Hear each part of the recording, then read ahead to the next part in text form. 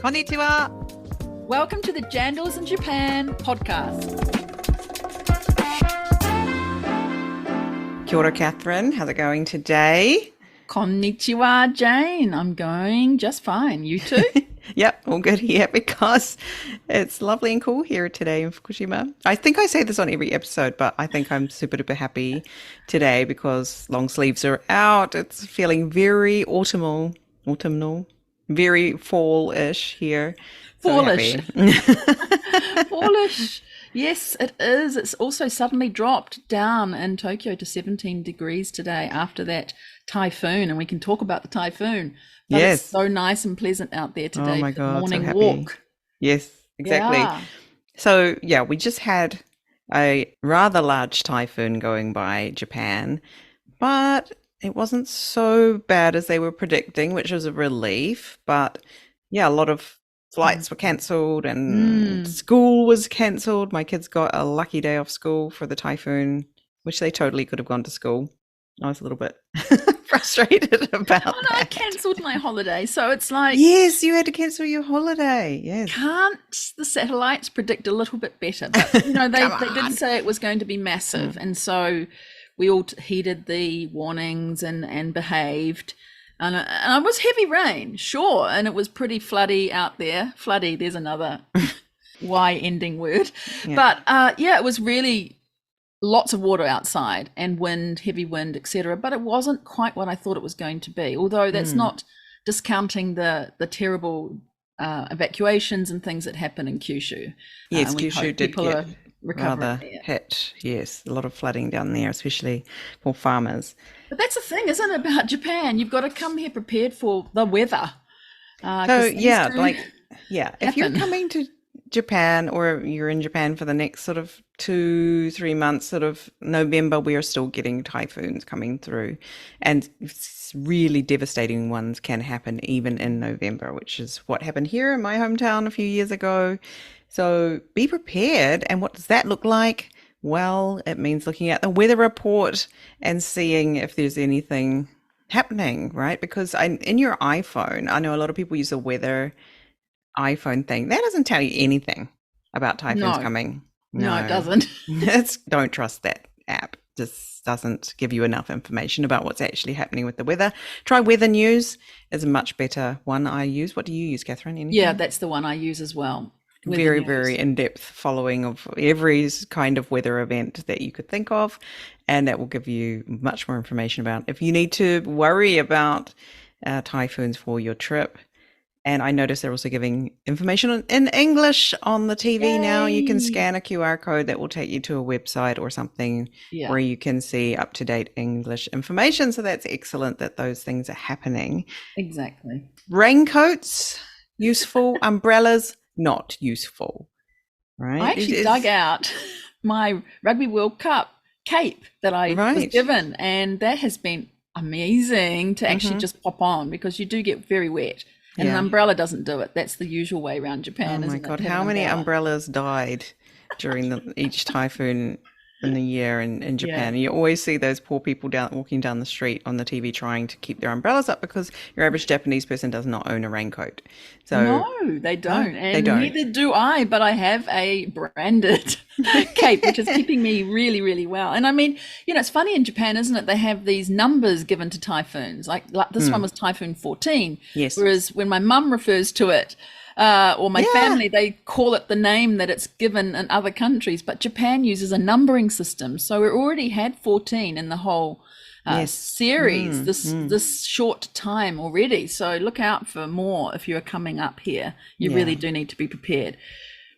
And what's been really great, Jane, too, isn't it, that over these last episodes we've had Jandals connecting with Jandals, especially the very last couple of episodes. That's right. It's so exciting to see our Jandals finding each other and getting some collaborations happening. And already we have one between Iki Espresso and Poatu Manuka from Adam Hall. So they are offering from September 17th the UMF5 Manuka Honey Latte and Lemonade. Yeah, I right? want to try those. That sounds really I awesome. have never think of putting manuka honey in a latte. Nor a lemonade, by the way. Yeah, that would be delicious. And just check which shop it's actually at. It might be both. Don't want to show up at one and it's not there. Yeah, That would so be it's always good disappointing. just to check latest information. They're really so full on, Iki, at Instagram, so you can always catch their latest information there. And Poatu Manuka too are very Yeah, on the ball on Poatu, Instagram. still, their Adam Hall's code for Jandals is still operating. Yes. So get online. That's really useful. Yeah, it's a Do really nice utilise discount that code. code. Yeah. And also Iki has one too. So make sure you listen to both episodes, get the codes, and then get online and do some shopping. And be a Team New Zealand and Japan supporter and help out some businesses here. And Jane, we're going to help them out very shortly with a taste test, aren't we, of the Manuka honey? Yes, Adam was very kind to send us some samples and we're going to try them out and let you know what we think. So look out for that on Instagram, Facebook, and on Poatu Manuka. Maybe we might show up on there as well. So who do we have on the show today? Greg Cross. He crossed the equator and came on up to Japan a little bit earlier than this episode is releasing. And we loved having him in Tokyo after a short time away, quite a while he's been away from Japan, and giving us his fresh view. Fresh set of eyes back in Japan. He Fresh. has a lot of experience. Oh, yes, fresh. Yeah. Fresh, Not that he he works is fresh, but No, Freshco, right? He works is for working with Freshco. Freshco. Yeah. And so we had his real in-depth, great tips coming up. Listen out on the world of produce, New Zealand produce in Japan, how you get food on the shelves that is great, good, healthy food, and how he works that and how he's had a long-term relationship here. So, Greg, we loved that you came along to Japan and we look forward to seeing you again. yes, come back soon. All right, let's hear it from Greg. Kia ora, Greg. Welcome to Jandals in Japan. Kia ora, Jane, Catherine. Nice to meet you and see you. Hi, Greg. Lovely to see you. Welcome, welcome. So we have a warm-up question for you. A or B? You're going on holiday. Hokkaido or Okinawa? I would say Hokkaido. Why is that? That was a quick answer, wasn't it? I have Yeah. been to both Okinawa and Hokkaido. Hokkaido in the summer season is my favorite place because you can escape the heat and humidity of Tokyo, and Okinawa gets extremely warm in the summer. And obviously in the winter season, it's a bit cooler, but the food is fantastic. Fresh sushi, the options you have in Hokkaido is great in the winter. So I would hands up for Hokkaido. Nice one. How about you, Catherine? Well, I have a confessing time, right? Fess up, O'Connell, and that is I haven't been to Okinawa. What? Okay. But I have been to Hokkaido in the winter around February. That's my birthday month. And I went up there once for a birthday celebration during the Sapporo Yuki Matsuri, Ah, the the snow festival. yeah. And that was just so much fun. So I'd love to go, as you say, Greg, back in summertime and do a summertime jaunt up there. I've heard it's so much like New Zealand. Yes. So I'd love to try and plan that at some point. And maybe, yeah, I've got a few friends in Okinawa as well. So I should head myself over there sometime. I'm just not a big heat, sticky, beachy kind of person. I'd prefer the mountains sort of place. So maybe Hokkaido's for me. I'll choose Hokkaido. Yeah, I would choose Hokkaido as well for the same thing that Greg said. But if you fly into Hokkaido, it's almost like, oh, I'm home kind of feeling, especially for a South Islander like myself who comes from Fiordland.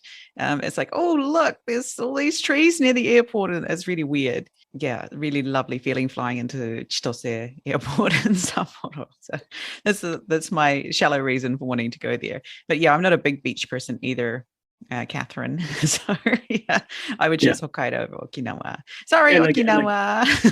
I was going to say, I guess with the line of work I've been involved with most of my life with horticulture, agriculture, it's got a resonance with New Zealand as well. The production, the growing, the vegetables, the clean air, everything. So it's feels like home. You're right. Well, tell us a little bit more about that because, you know, you are an old hand in Japan, and I don't mean old in age. I mean, you've been here a long time. You've also come back again. Now you're right here, right now, irashaimase in Japan, right? You're back. We just really thought our focus of the chat today with you could be around exactly that. your impressions, things about Japan that you are experiencing and wanted to share with other people right now. But just before we do that, just go a little bit into that background you've got there, maybe the post-it note version of what's brought you here to Jandals in Japan today. Yeah, basically when I was at high school, I started learning Japanese, and that was in the late 80s when, no, I've given it away now, but in the late 80s, the main languages you could learn were French, Latin, or German. And then there was a small amount of Japanese coming through, and we had at the high school I attended in Auckland, a teacher who had been in Japan living in Fukui for about 3 years, teaching English and what have you, and she came back to our high school and decided to set up a Japanese program, and she was passionate about Japan, so I thought I'll give that a try. I'd tried French and didn't quite go with that. And then she got us excited about Japan, and we ended up spending, I think it was at the time sixth form, year 12, I think. We spent the next year fundraising to make a trip to Japan, do an exchange with a Japanese high school. And that meant a lot of mowing lawns and selling firewood and all sorts of things to raise money, which was fun. It also meant a few fairs at our high school. So that was my first taste of Japanese food. I managed to try okonomiyaki and chocolate dipped bananas. A classic Japanese dessert. Which, as you'll know from matsuris, summer matsuris in Japan, they're sort of very popular. Came to Japan when I was still at high school my last year. And at that time, there was a growing focus on Japan for horticulture exports, particularly kiwi fruit.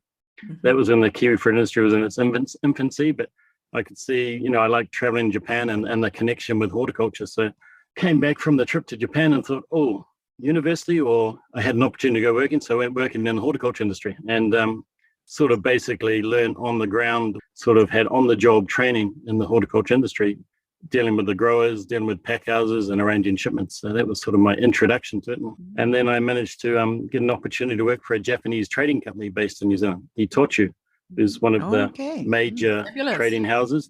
They, at the time, had an office in New Zealand, and they were arranging purchase of a lot of foodstuff items. And that involved, obviously, kiwi fruit at the time, onion, squash, and a lot of meat, fish products, frozen vegetables, etc. So I think a lot of people in Japan don't realize a lot of the processed food that they get up here, it has a lot of ingredients from New Zealand sourced.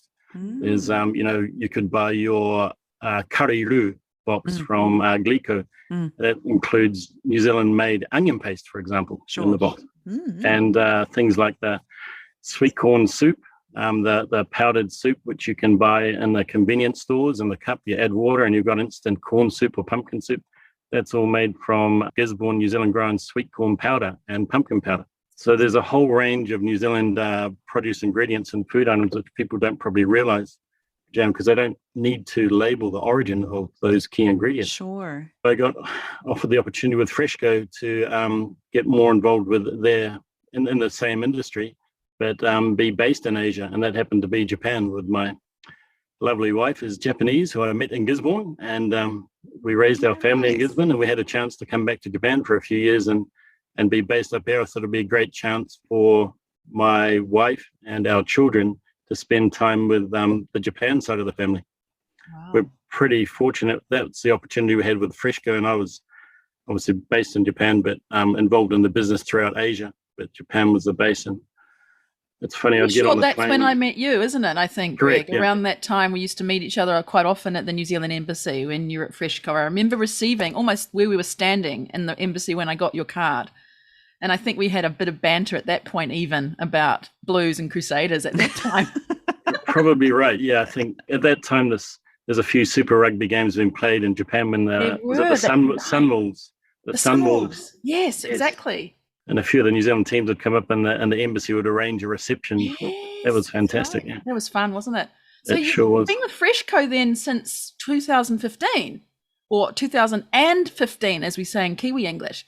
Right? 2015, yes, correct. Yes. That's right, yeah. And right through till now. So how's things changed? What's different about your business now compared to those earlier days when you first came to Japan?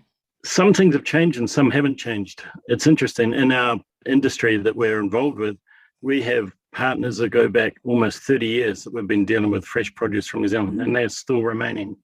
Probably half of the customers had that long relationship, and that probably goes back to the key part of the business, the relationships you have with your partners or your customers. they can last a very long time if you have develop that trust and provide them what they need and find solutions, and it becomes more than just a business, your friends as you come through. So that's pretty important. The things that have changed, there are some new businesses developing in the last few years. The retailers have started to want to deal more directly with suppliers. So there's a lot of traditional distribution channels in the fresh produce industry, which have been around for many, many years. And so it's pretty hard to cut those out. But there are some retailers who are developing their own in-house resources for logistics, for starting to deal directly. And that's a trend throughout Asia as well, not just in Japan. But so there's case by case. We deal with importers, we deal with distributors, and sometimes direct with retailers, but we respect them all. I think one of the key things I've found over the last few years is being transparent with everyone, transparent and open. Japan is a big market, is 120 million people living here. Really? But in our industry with the retail, the food and fruit and vegetables, it's actually a small world. Everybody knows everybody. So there's a lot of crossover. So you have to be pretty open and transparent. You don't want to cross over places. So if we've got new business opportunities, we'll always be upfront and explain what our existing business is, and then see if there is an opportunity where we can develop more business, because I still think there is more room to expand around the market. The retail sector in Japan, as you know, with the supermarkets, is a wide range of supermarkets. Back in New Zealand, we have basically a duopoly where there's two major players. I would say in Japan, there's several hundred options for retailers in different regions as well. Yeah.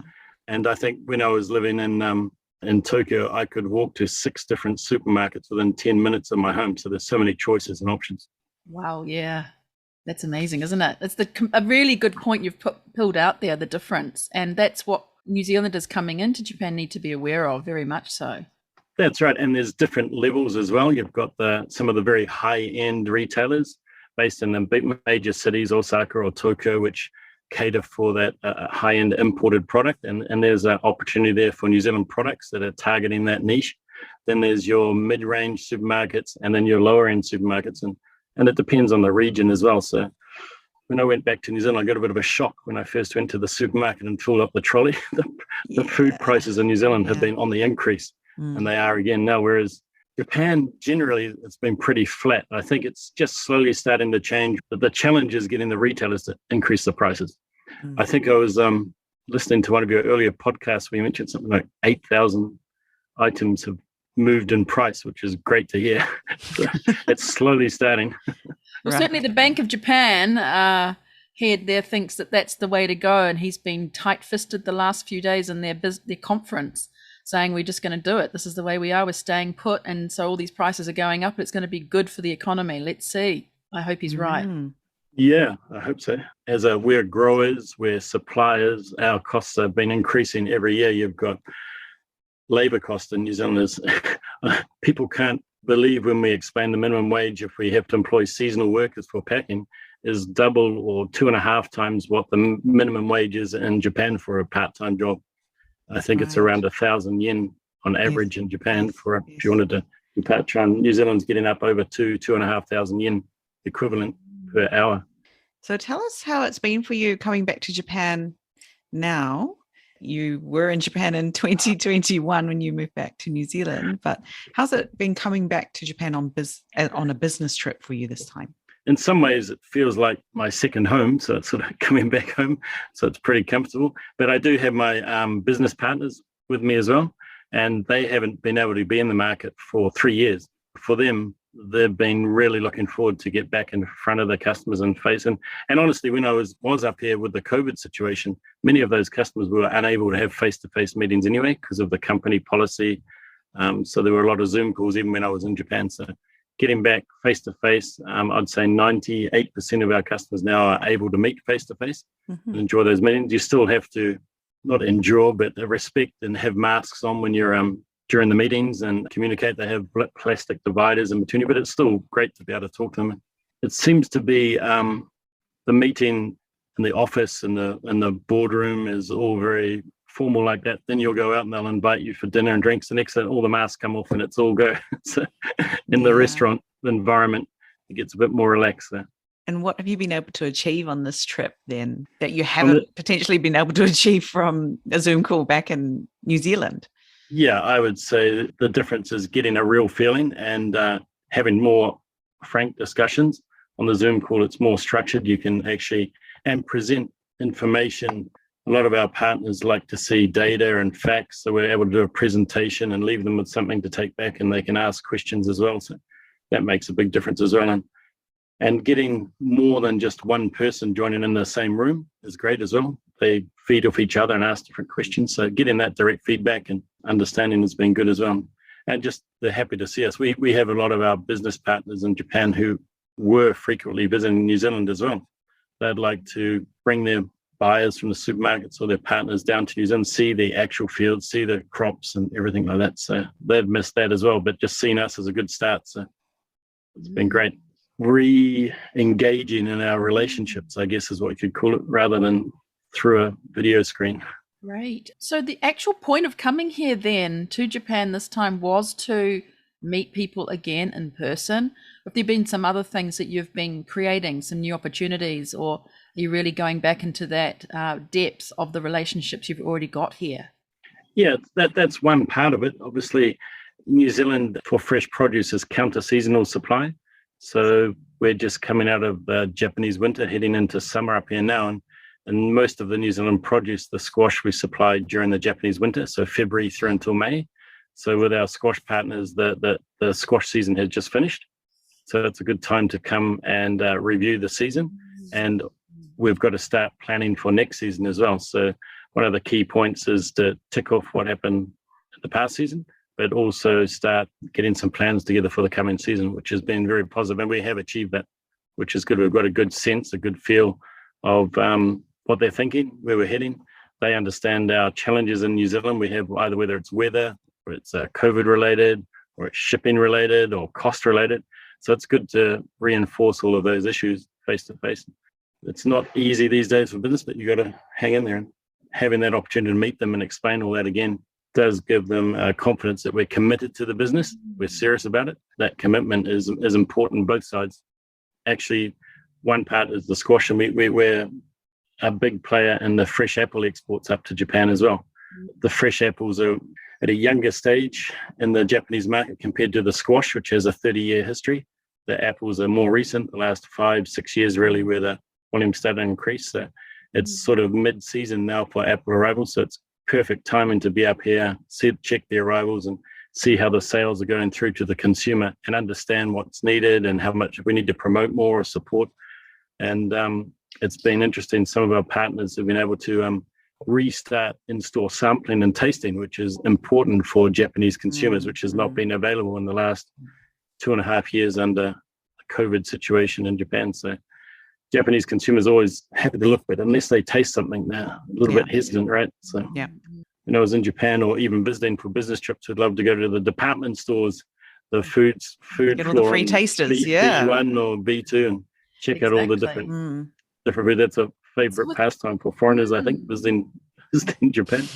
With Freshco, then you're kind of an umbrella looking after different business partners with different produce, right? So you've got your business partner that may be dealing with squash or apples. Is that right? And you're also doing your own branding, Freshco here.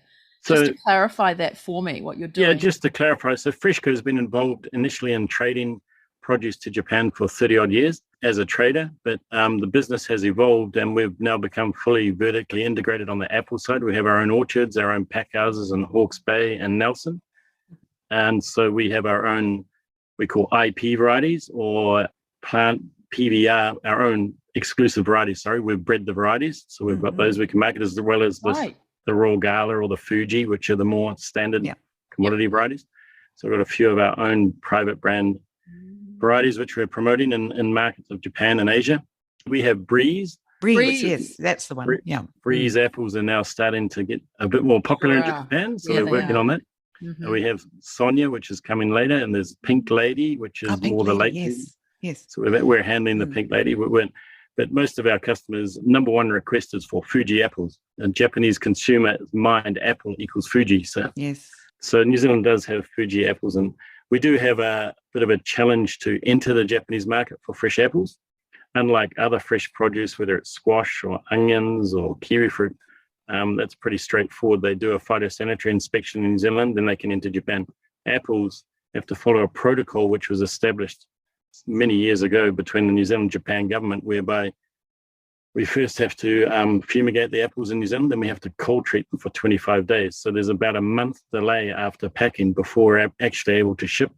And we have to pack them all in a netted bag to protect from insect infestation, for example. So a lot of that was to do with the Japan Agriculture lobby, which is very powerful in Japan. And as you'll be aware, Japan apples are very famous, and there's big production in Tohoku region, especially Aomori. And they do grow amazing apples, no doubt. Japan probably has some of the best apples in the world in the peak season, but I think some of those apples are handled by hand. Maybe I heard something like 70 times before they're actually harvested, or I'm not sure if that number's right or not, but it could be something like that. But the way they're so intensively looked after by hand is incredible. But that's why they cost so much, I guess, for the premium apples. But whereas New Zealand apples have been more innovative and developed production techniques which are much more efficient and can produce much higher tonnage per hectare. And I think the New Zealand apple industry is recognized globally as one of the most cost-effective, efficient apple production countries in the world. So there's been a big increase in apple production in New Zealand. It's great to be able to get some of those apples into Japan, because they are going around Europe, Asia, USA, everywhere. So. I'm happy to see the snack size apple coming into Japan, because I love to have a snack size apple, whereas they have not been available here before. But your average consumer in Japan doesn't really understand the value of a snack size apple yet. That's right. And that's what we've been working with our partners in Japan. It's a value pack that the snack size is better for the family unit, where obviously in New Zealand, apples are a snack where your children can pick up an apple and munch on the whole apple, and that's a great snack for them, perfectly healthy. Traditionally in Japan, the large apple is gifted, and that would be first peeled and then sliced up and shared with the whole family as a dessert, for example. So that's one of the challenges we have in Japan, is educating the consumers that the skin of the apple is actually the nutritional value as well. So there's no problem to eat the skin. So that's one thing we try to point out with some of our labeling.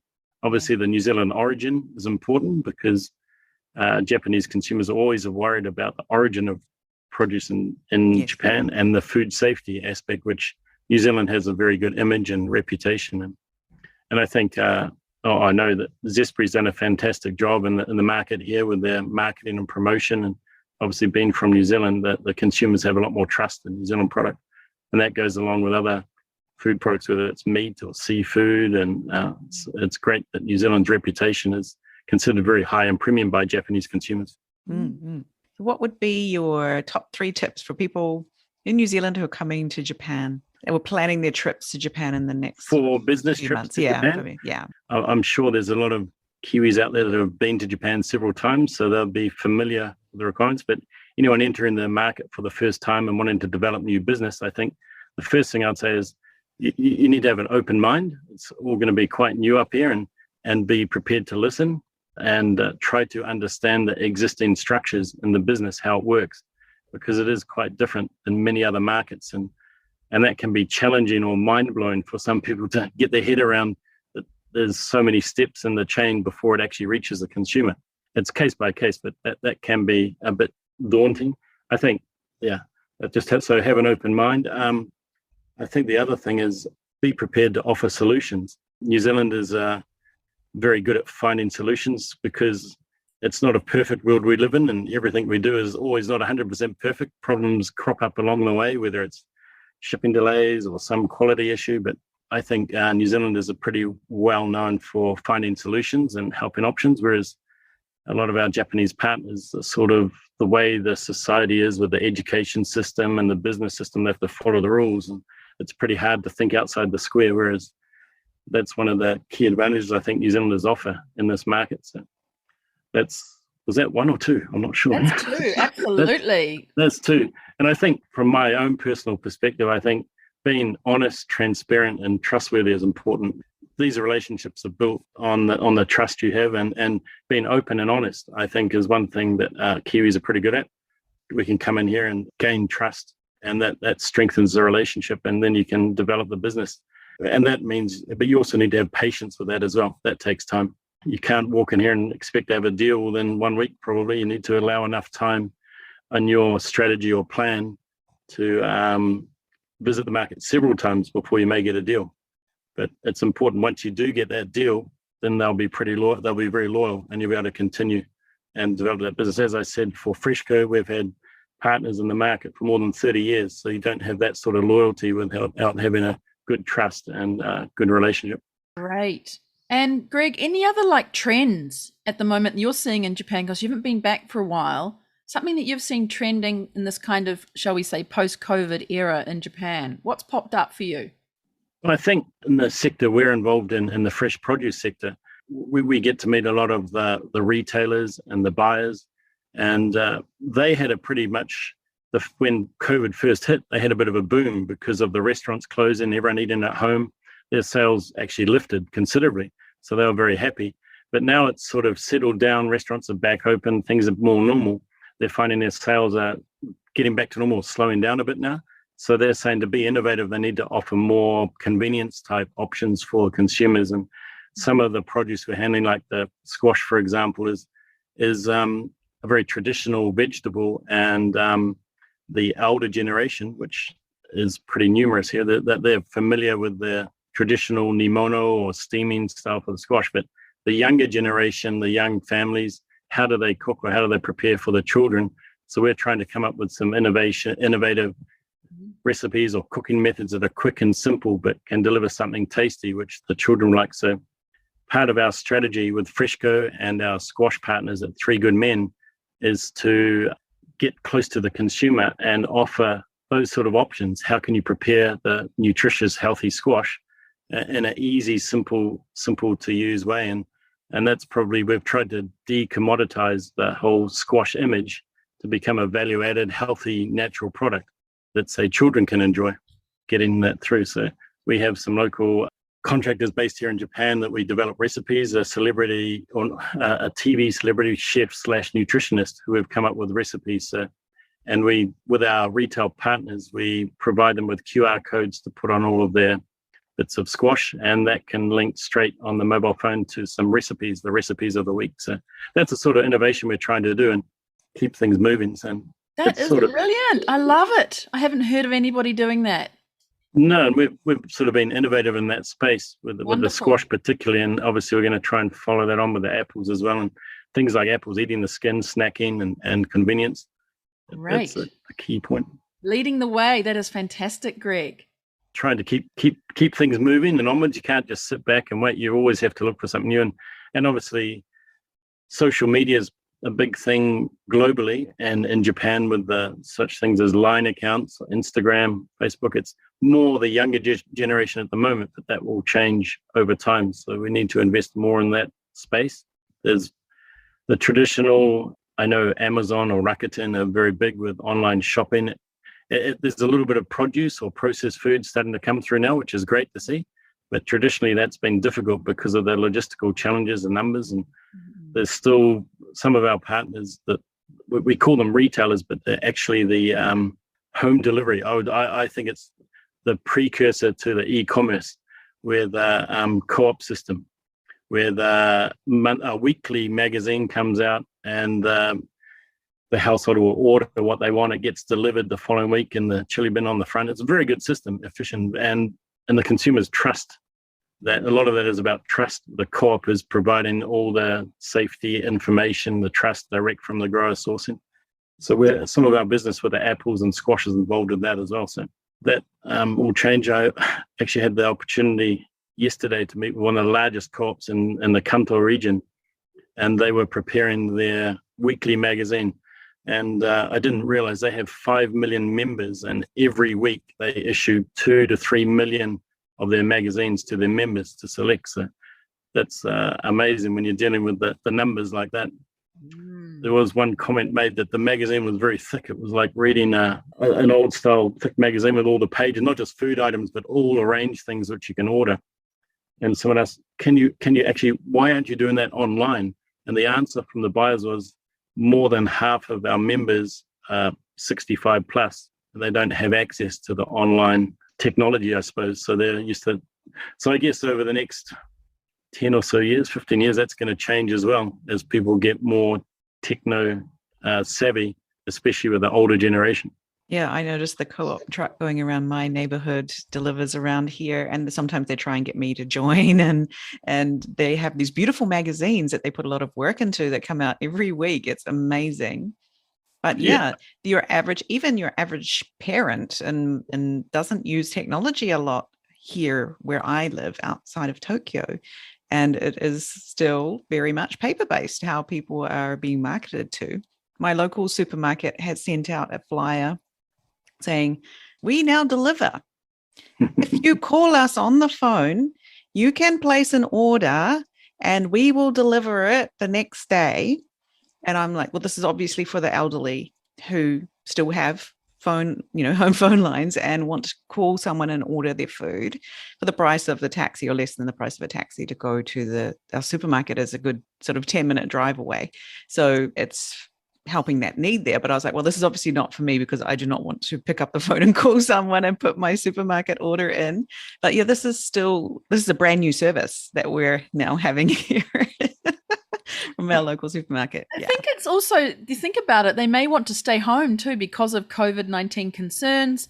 And I think also for the elderly, it's also some place to be able to speak to somebody. So they can say, those grapes or those biscuits, what were they called? Oh, that's right. And they'll have a little chit chat about that as well. So I can imagine there's a bit of communication going on there too, to be keeping in touch with people, but not necessarily going to the supermarket. Now, that's very interesting, really interesting stories, Greg. And just as we wrap up, I would think it's really important that people who are listening to Jandals in Japan podcast have some other maybe tips or insights from you that they should be following to be really great jandals in Japan and have success like you have here. Anything just to wrap up there that you've thought about?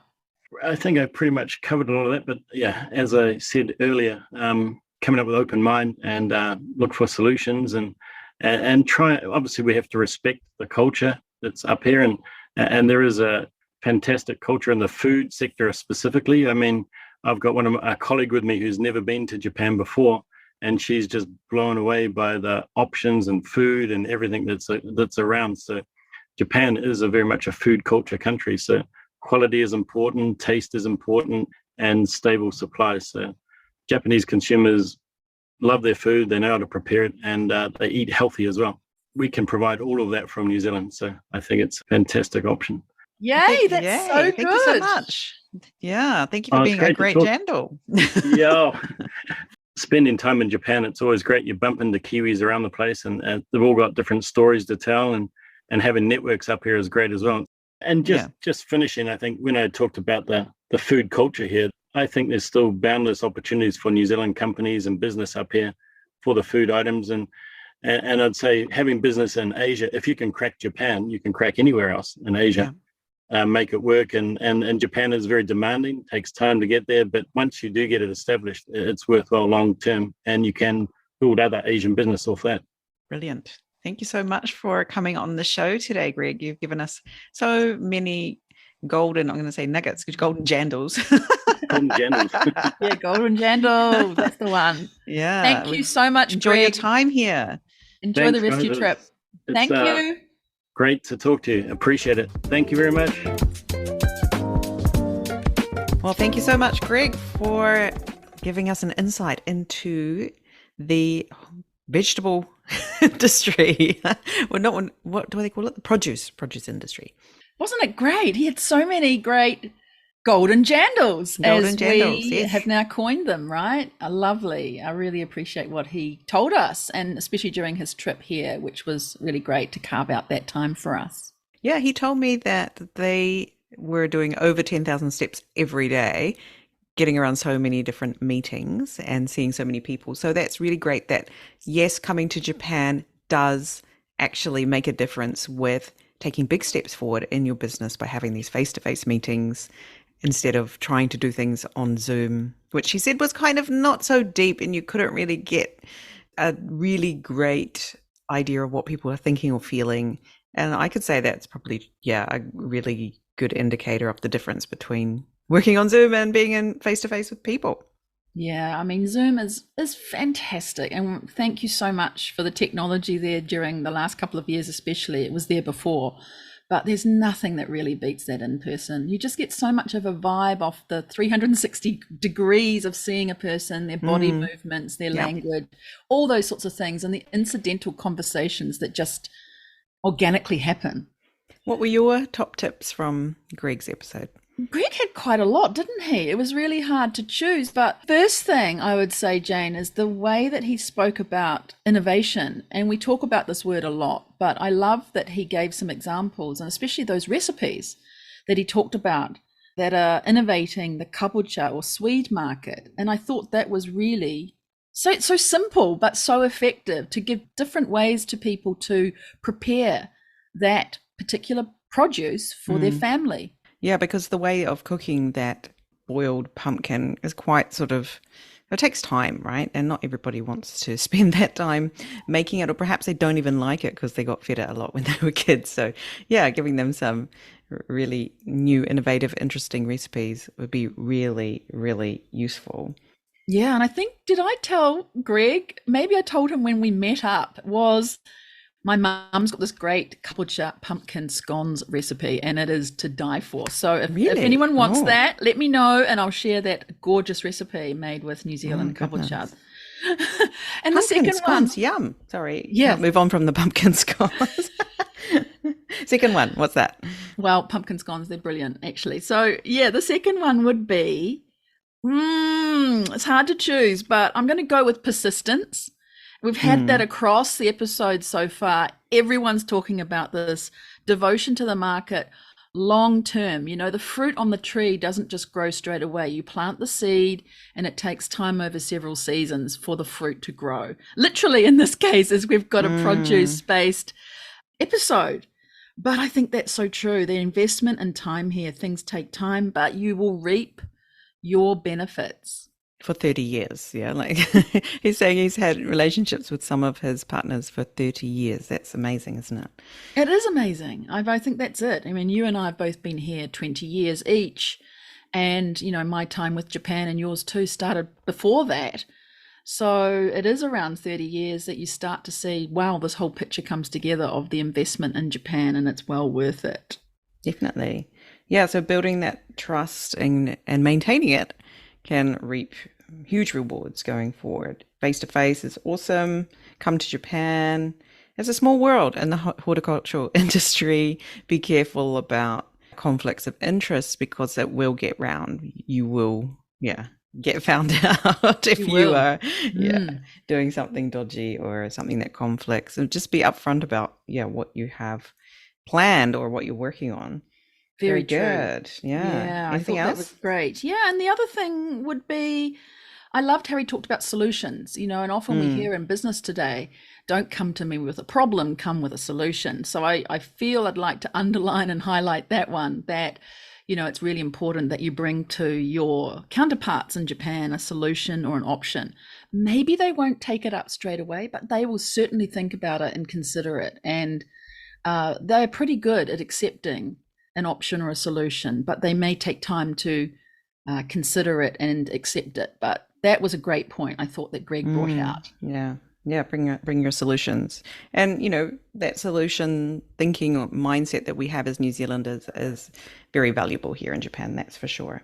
Yeah, I think the point is not to push it on someone and say you should or you must or you better do this. Rather, be careful in the way you present it and it can be accepted. You know, the old adage, if you get more, flies with honey than you do with vinegar.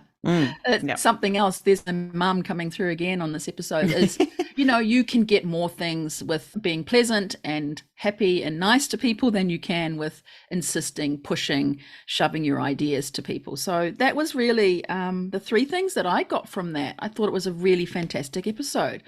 And we've got some great things coming up too, haven't we, Jane? We have, yes. Coming up next, we have a wonderful wahine coming on the show. She is Japanese and she has some really great stuff to tell us. We're not going to tell you who it is or what we're going to talk about, but be prepared for that in the next episode. Yeah, we look forward to seeing you there right here on Jandals in Japan. Cheers.